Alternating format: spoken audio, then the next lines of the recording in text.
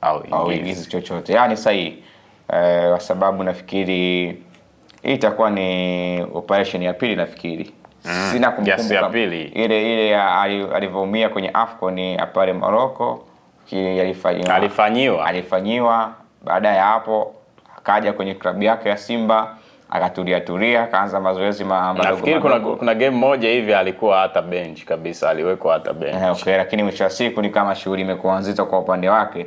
Anachokipitia kipindi hichi Yakubu Suleiman ni sawa na Clement Mzize ambaye pia naye alikuja kufanya upasuaji mara mbili. Kwa hiyo ni taarifa mbaya kwa watu wa mpira.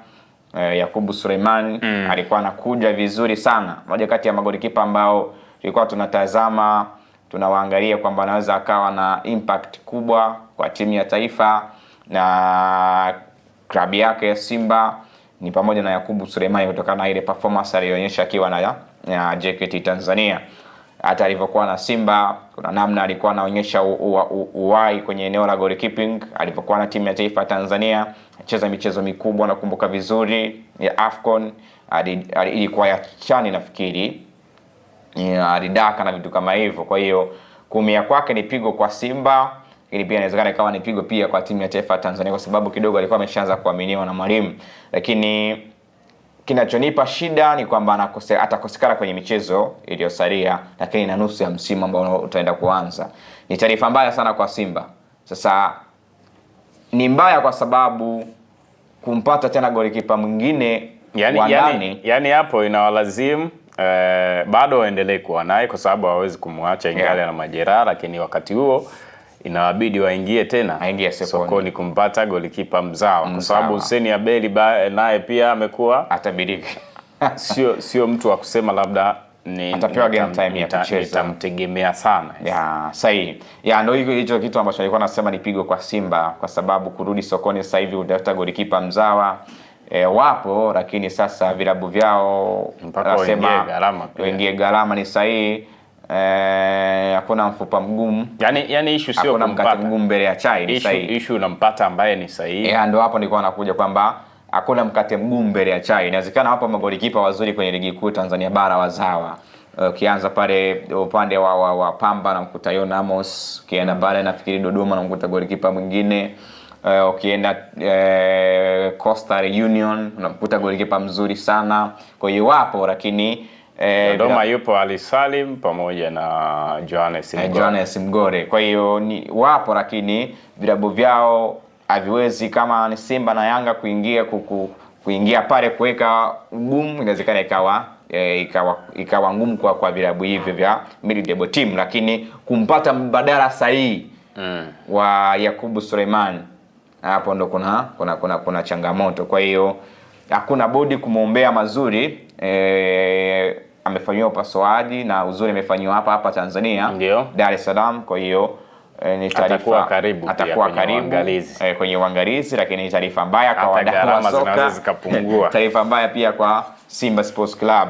Nikiangalia pia Simba kama watashindwa kumpata golikipa mzawa, ni lazima watafute golikipa mgeni la aidha, kwa sababu taarifa za Musa Pimpini pia zieleweke. Sababu nafasi ya Pimpini ilichukuliwa na Kasari.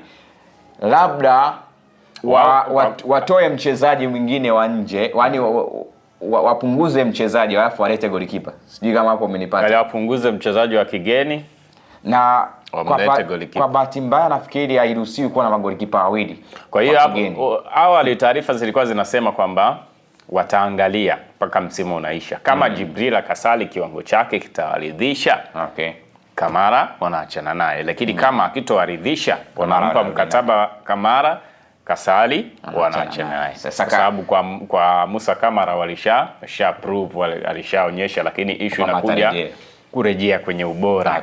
Maana golikipa si mara nyingi kupata majeraha, lakini akipata majeraha ndio kama hivyo wanachukua muda mrefu. Na kwa Simba nafikiri imekuwa kama changamoto kwao kwa magolikipa.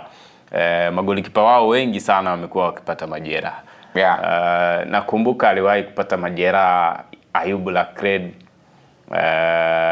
Yaani kwa asilimia kama 50 magolikipa wa Simba wamekuwa wanapitia changamoto yes. Yani kaza kwa Manura, ukaja kwa hata yule ambaye yupo Dodoma alisali mko na kipindi alipata majeraha, sema akarejea kwa haraka.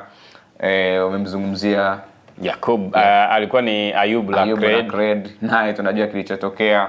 Musa Pimpini amekuja pia, Yakubu Sulemani, shughuli imekuwa nzito. Hata huyu Kasari kuna kipindi alipata majeraha. Yes, nafikiri alikosekana kwenye mchezo kama mitatu. Hussein Abeli ndo alikuwa golikipa. Alikuwa na daka. Yeah. Kwa hiyo imekaa namna hiyo kwa upande wa wekundu wa Msimbazi. Simba. Nafikiri kwa Simba itabidi wacheze kamari kama sio hapo ni kubeti sasa. Ni kubeti. Ukisema tuachane na Kasari, huwezi jua kama Kamara atarejea kwenye ubora wake. Yani sasa hivi anaweza akakuonyesha iko amerejea, ila akacheza mechi kadhaa akaumia tena. Au asiumie lakini asiwe kwenye ubora. Asiwe kwenye ubora. Kwa hiyo ni kama pata potea. Unakupata na kukosa. Unaamua niendelee na huyu ambaye anacheza au nimpe yule. Watajua wao kipi ambacho wataking'amua, kama kitakuwa kizuri kwao. Sisi tutakijua hapa na tutafahamu zaidi. Taarifa nyingine